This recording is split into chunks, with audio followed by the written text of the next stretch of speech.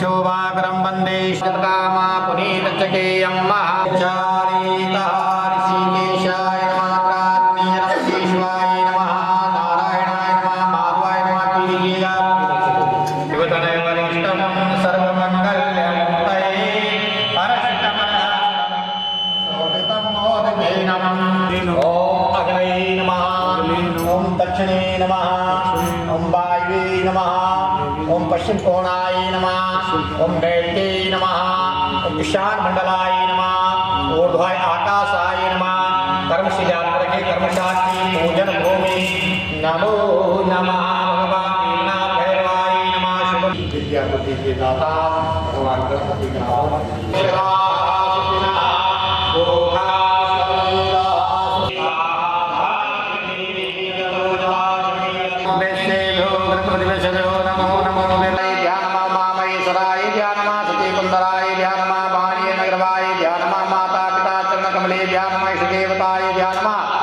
ग्राम देवताय ज्ञानमा कुल देवताय मनोकामना ओम हरि ओम मा हरि ओम मा हरि ओम मा विष्णु भारतवर्षे आर्यावतार क्षेत्रे पुण्या प्रदेशे श्री श्वेतवाराह क्षेत्रे गणगंगा नित्ये अजंता कॉलोनी मकान का नंबर 178 177 महा गुरुवारवास्यं महा दश नाम नक्षत्रे शुभ नाम योगे शुभ नाम करणे तस्या भगवतो गौरी गणेश पूजन की कामना हेतु भगवान नारायण कृष्ण कर्मणागतवे नमः वयं कर्म वयं करिष्ये दर्शरादि जगजागरूरमुदेवन्ततस्यः तथैवदूरङ्गनं योगिका योगितन्तन्मे मनः आमिन्द्र स्वां प्रियस्पते त्वमोकदेशो मों तवा प्रियादोकरस्तोकरक्तानि समर्पयामि ते नमः स्वान्ते पत्रपुष्पाणि समर्पयामि पत्रपुष्पाणि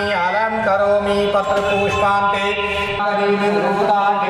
पावनकरे प्रत्यक्ष माहेश्वरी अन्नपूर्णा सदा पूर्णे शंकर प्राणवल्लभे ज्ञान वैराग्य सिद्धं दीक्षां देचा पार्वते भगवते देवी नमः नमस्ते रूपाय कलिरूपाय ते नमः विश्वरूप स्वरूपाय नमस्ते ब्रह्मचारिणे भक्ति प्रियाय देवाय पूजा हो उसमें जो है भगवान गणपति का पूजन और सरस्वती माँ लक्ष्मी का प्रतीक हमारे घर में अन्न की कमी न हो जल की कमी न हो जाता है तो ऐसी प्रार्थना कीजिए कि भगवान हमारे हाथों में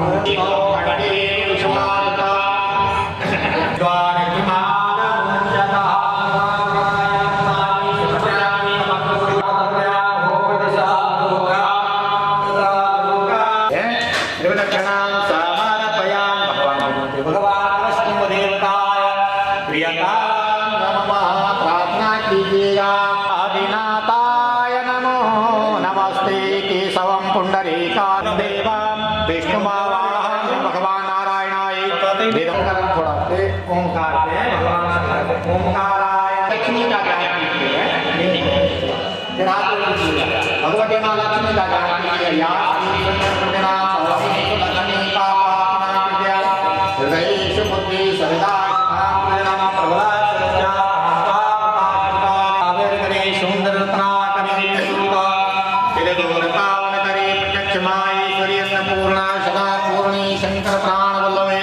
ज्ञान वैराग्य सिद्धं भगवान श्याम सदा शंकर भगवान का ध्यान कीजिएगा। ओमकार बिंदु संयुक्ता नित्यं प्रबला सलज्जा ताम तामता सपरिपा लयते विश्वाम धीमा परमेश्वरी भगवती वाणी रमा सेविता कल्याणी कमनीय कल्पलतिता वेदान्तं प्रतिपद्यमहेश्वरी भगवती महाराजराजेश्वरी भगवती देवी प्रियतां नमः। भगवन्ता शंकराय नमः, ब्राह्मणेन्द्रा राहुल नमः, श्रावणसा केतवे नमः, होमादिदेवताय नमः, प्रत्यादिदेवताय नमः, इष्टादिदेवताय नमः, ग्रामदेवताय नमः, कुलदेवताय नमः, पंचरूपादेवताय प्रियतां नमः। भगवन्ताय नमो नमः। त्वां गन्धर्वा अगनस्त्वामिन्द्रस्त्वायं हरियं सूर्यो सूर्यमण्डलमपदमे शनमङ्गलं सदबोधिनिजपदोरुषलुतां शुक्रवशुकं मङ्गलं पुण्डरीकाक्षे भूयो भूपतिमङ्गला शर्वी भवन्तु सुखिना शर्वे ॐ श्रीशते लक्ष्मी शुभकन्या बहुरात्रि पार्थवे नक्षत्राणि रूपमासिनो व्यातं महिषाणमुखां शर्वलोकं महिषाणं महा ओम हरियं महायेन बद्धो बलि राजा दानवेन्द्र खादे वंदे विष्णुभवयहरं सर्वलोके दिने महाशंकर नारायणाय नमो नमः। लक्ष्मी नारायण भगवान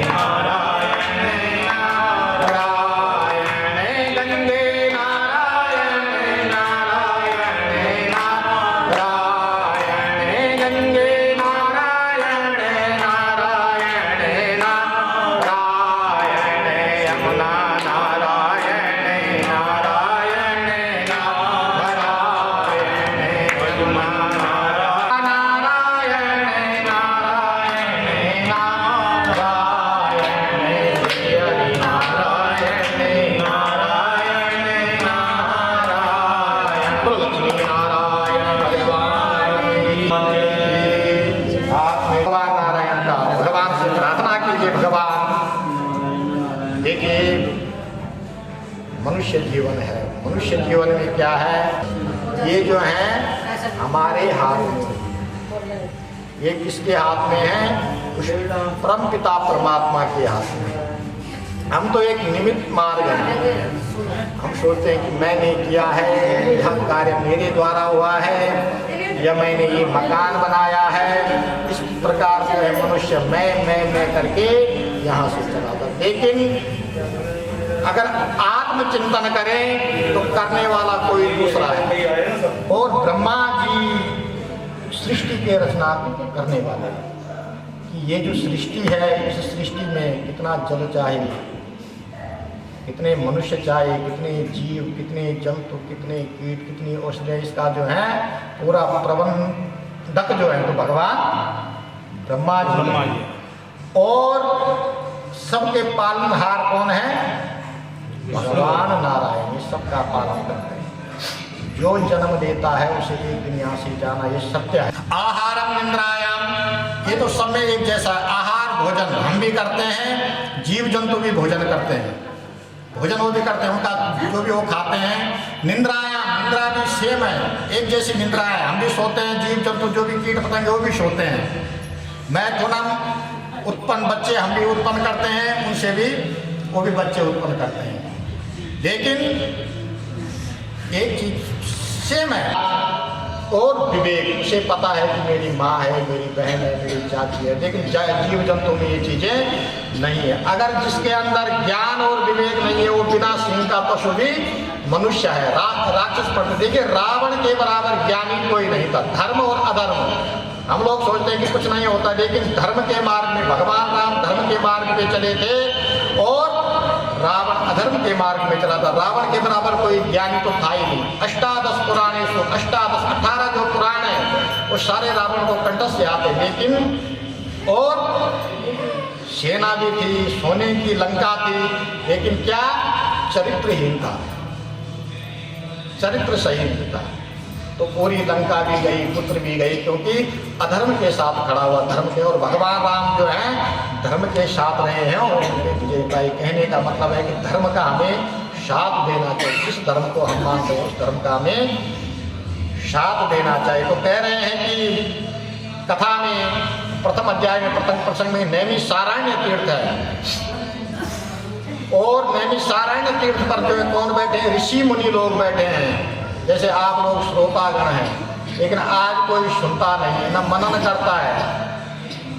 और ऋषि लोग बैठे हैं कितने? 88,000 ऋषि। और वो ऋषि जो है सूत जी महाराज से पूछ रहे हैं कि भगवान अब जो है ये तो सारे जो सतयुग त्रेता द्वापर ये युग तो चले गए, लेकिन जब कलयुग आएगा तो कलयुग कैसा आएगा?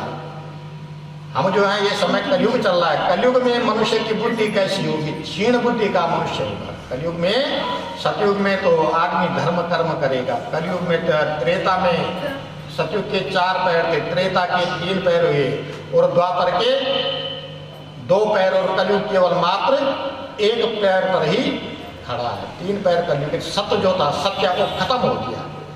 और बैठ करके जो है ऋषि मुनि जो है सूत जी व्यास जी से पूछ रहे हैं कि व्यास जी महाराज जब कलयुग आएगा तो मनुष्य की वृत्ति खराब हो जाएगी। वेद विद्या का जो लोग शास्त्र की अवहेलना करते हैं वो खूब फलेंगे, खूब फलेंगे, लेकिन उनकी जो गति होगी, गति जानते हो, न यहाँ सुख पाएंगे ना दूसरे लोक में। गीता में कह रहे हैं भगवान, गीता के 16 अध्याय के 23वें श्लोक में भगवान कह रहे हैं अर्जुन से कि हे अर्जुन, ऐसा ना सुखम ना परम गति, न इनको सुख की प्राप्ति होगी, न इन्हें गति की प्राप्ति होगी, क्योंकि हम लोग जो है शास्त्रों का अवहेलना कर रहे हैं। उसकी जो संतति होती है, संतान होती है, हम जो सोच रहे हैं जन्म आपने भी लिया, हमने भी लिया।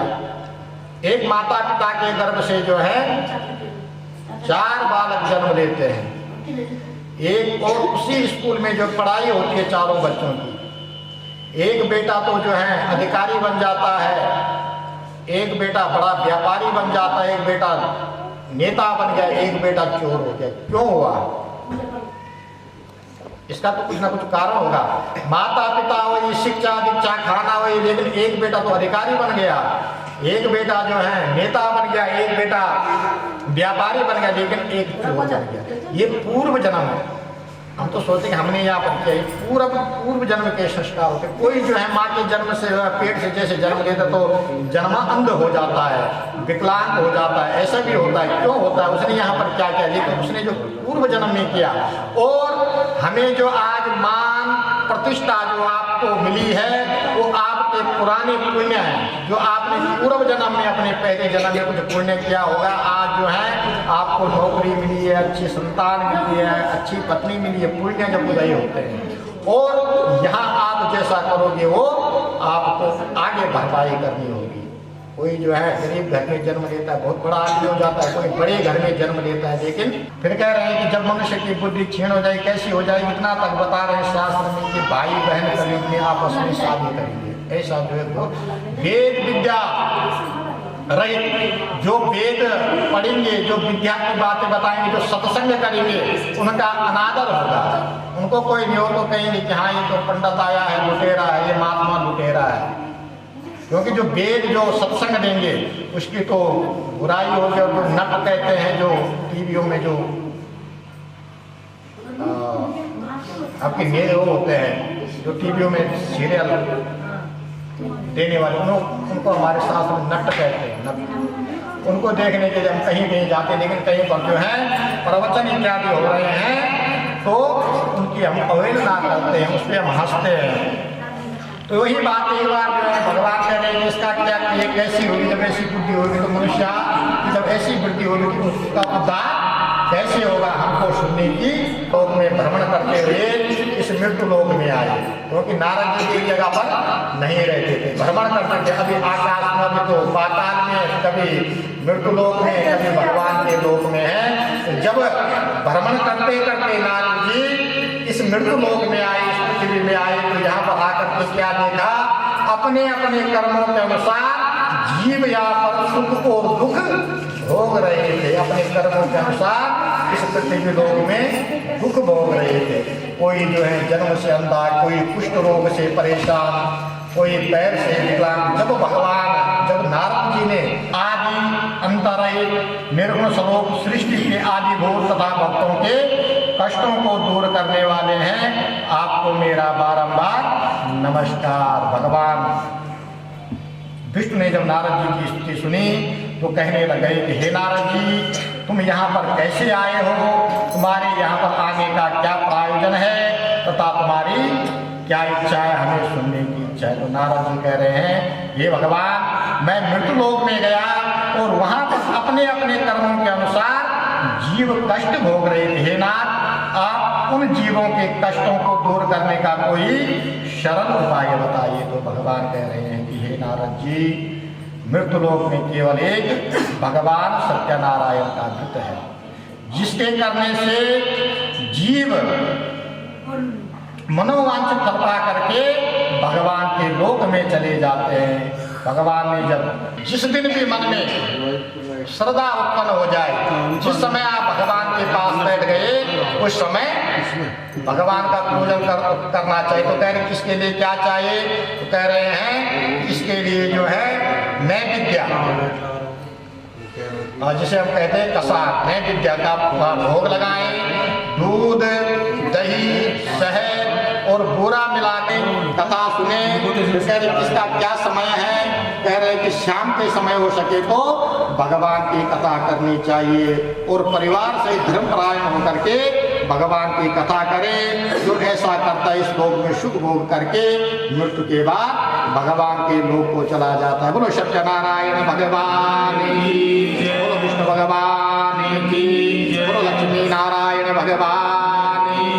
द्वितीय अध्याय में कह रहे हैं, सूत जी बोल रहे हैं, और वह ब्राह्मण भूख प्यास से व्याकुल नित्य पृथ्वी पर भिक्षा मांगता था, भ्रमण करता था, लेकिन उसे भिक्षा में धन की प्राप्ति नहीं होती थी। एक बार जब भगवान ने देखा कि ब्राह्मण जो है इस काशीपुरी नगरी में जो भिक्षा के लिए घूम, तो भगवान ने एक वृद्ध ब्राह्मण का रूप धारण किया भगवान विष्णु ने, और उस ब्राह्मण के पास आए और ब्राह्मण से कहने लगे कि हे ब्राह्मण, तुम अत्यंत दुखी हो, अत्यंत दरिद्र हो, तुम्हारा यहाँ पर घूमने का क्या कारण है? तुम्हारी सरल उपाय जानते हो तो कृपा करके मुझे बताइए। भगवान विष्णु कह रहे हैं कि हे ब्राह्मण, भगवान सत्यनारायण का व्रत पूजन करें।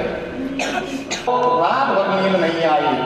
पत्नी ने कहा, ब्राह्मण का क्या नाम था? शतानंद नाम का ब्राह्मण था।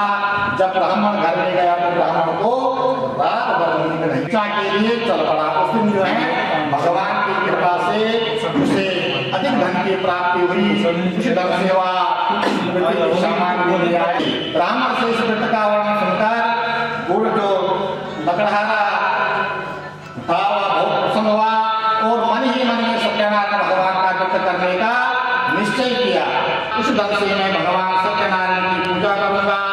ऐसा विचार करने से उस दिन लकड़हारे को लकड़ियों के अधिक रुपए मिले और लकड़हारे ने उन रुपयों से केले के फल, दूध, दही, गेहूं का आटा और शक्कर खरीदा और घर लौटकर लकड़हारे ने देवों के प्रिया काशी नगरी में सुनने के बाद लकड़हारे ने प्रसाद बांटकर स्वयं भी प्रसाद ग्रहण किया।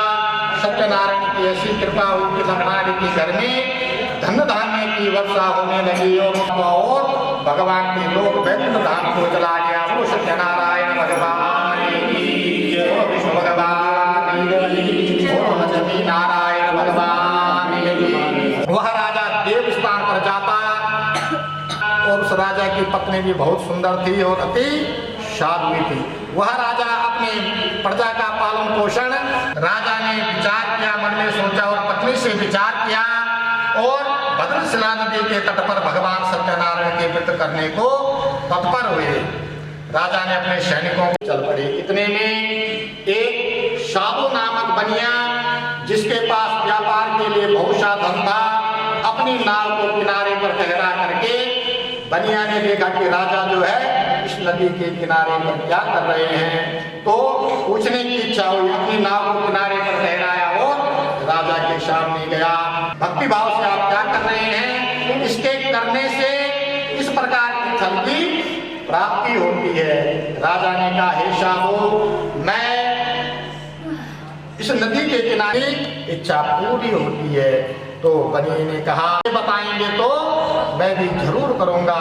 राजा से ऐसा सुन करके बनिए ने हाथ में जल लिया, संकल्प किया और मन में संकल्प लेते हुए कहा कि अगर मेरे घर में संतान होगी तो मैं भगवान सत्यनारायण का व्रत करूंगा।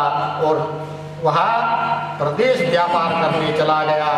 जब वह कुछ समय बाद व्यापार से वापस आया तो अपनी पत्नी से संतान देने वाले भगवान सत्यनारायण के व्रत के बारे में सुनाया। पत्नी का नाम था लीलावती और पत्नी से कहा कि जब मेरी संतान होगी तो मैं भगवान सत्यनारायण का व्रत पूजन करूंगा। भगवान की कृपा से एक दिन पति पत्नी संसारिक सुख में प्रवृत्त हुई और 10वें मास उसने एक सुंदर सी कन्या को जन्म दिया।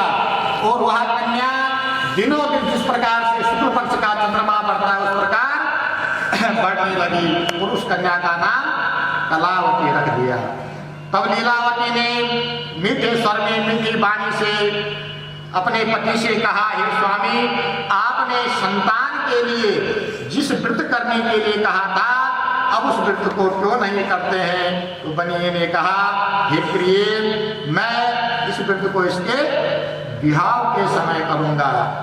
और पत्नी को आश्वासन दिया और फिर प्रदेश चला गया। फिर जब वापस आया तो अपनी कन्या को सखियों के साथ में विवाह योग्य देखा और पत्नी से विचार किया, कन्या जो अब विवाह लायक हो गई है, विवाह का जो है।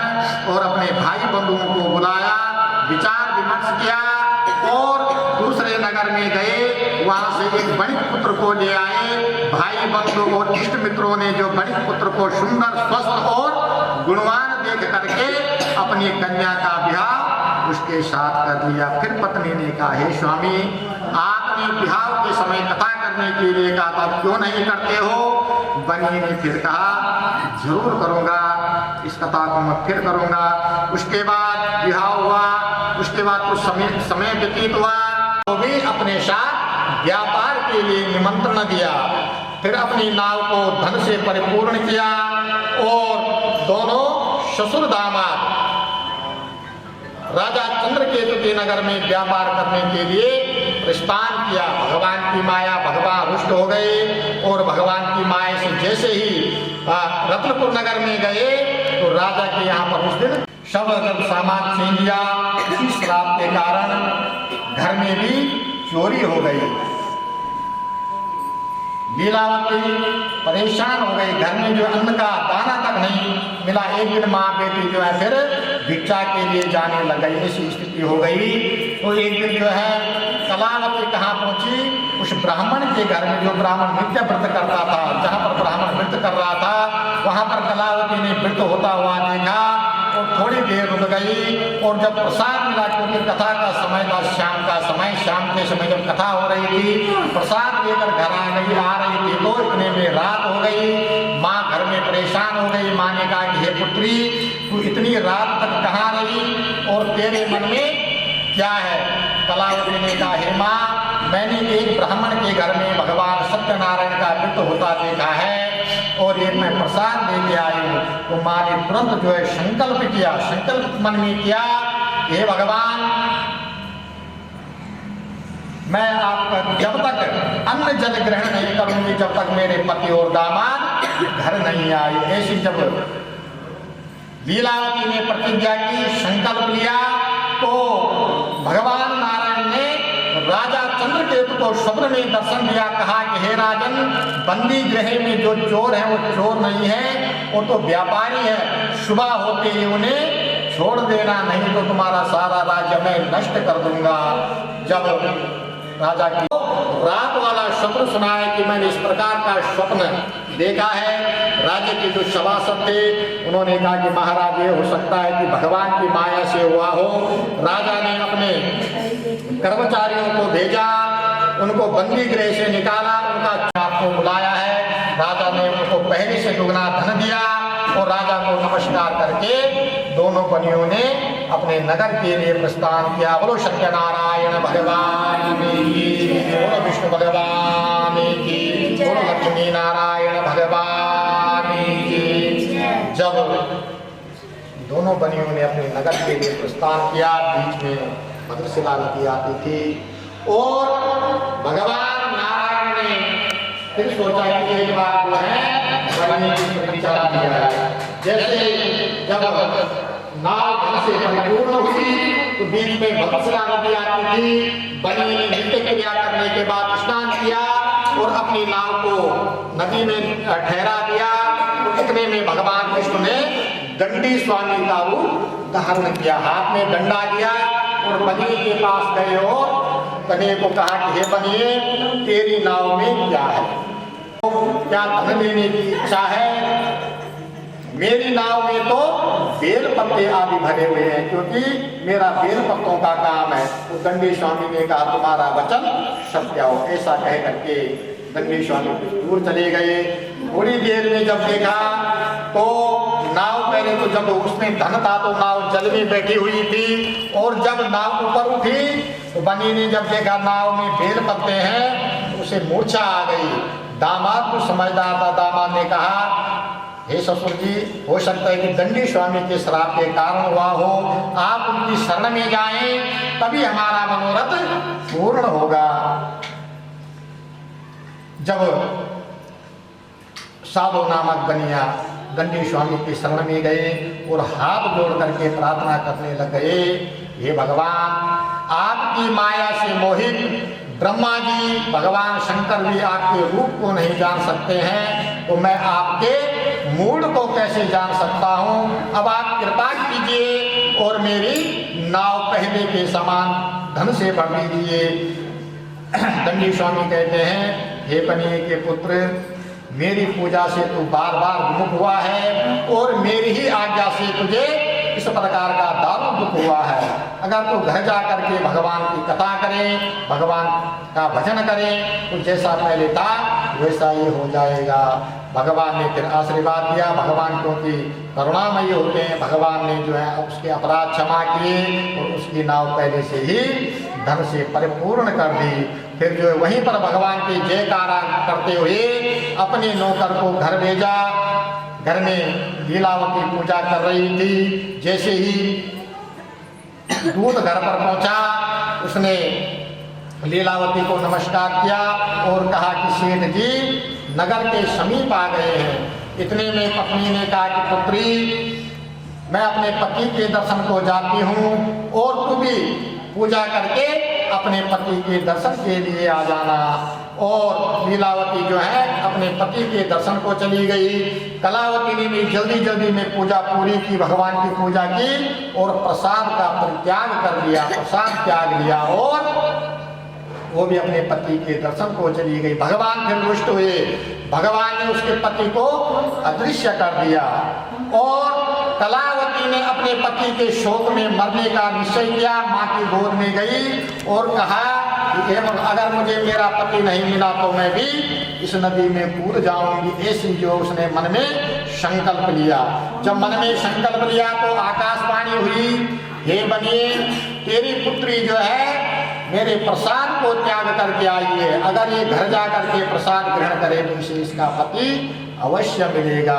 अब वह घर जाती है, प्रसाद खाती है, प्रसाद खा करके वापस आती है, उसे उसका पति मिलता है और बनिया परिवार के लोग भी बड़े प्रसन्न होते हैं। उस संक्रांति के दिन भगवान सत्यनारायण की कथा करने लग गया और इस लोक में सुख भोगा और मृत्यु के बाद भी भगवान के लोक में चला गया। बोलो सत्यनारायण भगवान की, बोलो विष्णु भगवान की, बोलो लक्ष्मी नारायण भगवान की। पंचम अध्याय में कह रहे हैं, एक राजा था, उस राजा का नाम था पंगध्वज नाम का राजा था। वहाँ जंगल में गया, उसने बहुत सारे पशुओं को मार करके लास्ट में बरगद के पेड़ के नीचे आ गया और उस पेड़ के नीचे जो है ग्वाले भगवान का पूजन कर रहे। राजा ने उस प्रसाद का त्याग कर लिया और जब राजा ने उस प्रसाद का त्याग किया तो अभिमान में राजा जो है अपने घर आ गया, अपने नगर में आ गया। और कुछ समय बाद जो है राजा का जो 100 पुत्र थे उस राजा के थोड़ा थोड़ा जो है करके जो है कुछ ना कुछ पुत्रों पे रोग व्याधि जो राज्य था उस राज्य में जो है जो प्रजा थी वो दुखी होने लग गई। तो राजा ने सोचा मैंने तो ऐसा कोई कार्य नहीं किया। फिर राजा जो है राजा ने स्वप्न देखा, जब ग्वालों का प्रसाद को त्याग करके आया है, अगर तू प्रसाद खा करके फिर वापस आए तो तुझे तेरा नगर फिर उसी प्रकार मिल जाएगा। फिर वह राजा वन में जाता है और प्रसाद ग्रहण करता है, जैसे पहले था वैसा ही हो गया। ये है प्रसाद का महत्व। इसलिए जो है भगवान का प्रसाद जरूर खाना चाहिए। कलयुग में भगवान सत्यनारायण की जो कथा है वह विशेष फलदायी नहीं है, इससे बहुत फल की प्राप्ति होती है। जो कथा कहते हैं, जो सुनते हैं, उनको भी पूरे फल की प्राप्ति होती है। कह रहे हैं कि भगवान का कलयुग में कलिक अवतार होगा और भगवान सबके मनोकामना पूर्ण करेंगे। सबसे पहले जिन्होंने ये कथा कही है, जिसने सबसे पहले यह कथा करी है, भगवान कह रहे उसके दूसरे जन्म के बारे में बताता हूँ। सबसे पहले कथा करी थी शतानंद नाम का जो ब्राह्मण था, उसने जो है भगवान की कथा करी थी। और उसका जब दूसरा जन्म हुआ तो सुदामा नाम का वह ब्राह्मण हुआ। उस समय में भगवान की सेवा की और द्वापर में भी भगवान के परम मित्र हुए। लकड़ी बेचने वाला जो लकड़हारा था वह दूसरे जन्म में भील जाति में हुआ और भगवान रामचंद्र जी जो है निषाद राजा हुए वो दूसरे जन्म में। और भगवान राम भी जो है उनके घर पर पहुंचे। उल्कामुख नाम का जो राजा था, जिस राजा ने संतान के लिए भद्रशिला नदी के तट पर भगवान का पूजन किया था, वह राजा दूसरे जन्म में महाराजा दशरथ हुए। और घर में 4 संतान हुई, राम, लक्ष्मण, भरत और शत्रुघ्न। और साधु नाथ का जो बनिया था वह दूसरे जन्म में हुए और भगवान का राजा हुआ। जो द्वारा अपने द्वारा भगवान के लोक में चला गया। और दुर्गा नाम का जो राजा था वह दूसरे जन्म में मनु और उनसे ही मनु की मनुष्यों की भगवान कह रहे हैं जो भगवान की कथा भाव भक्ति से सुनता है और भगवान के चरित्र को अपने मन में उतारता है, वह इस लोक में भी सुख भोगता है और मृत्यु के बाद भी भगवान के लोक को चला जाता है। बोलो सत्यनारायण भगवान की जय, बोलो विष्णु भगवान की जय।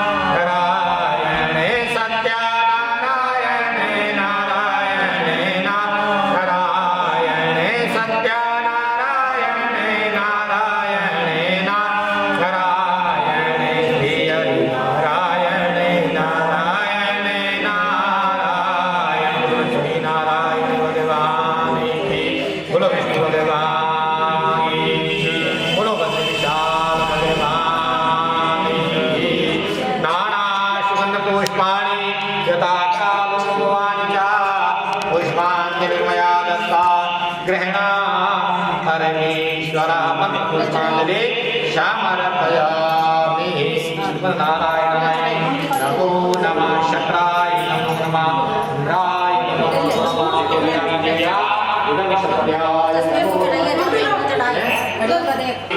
जम्बो बलचा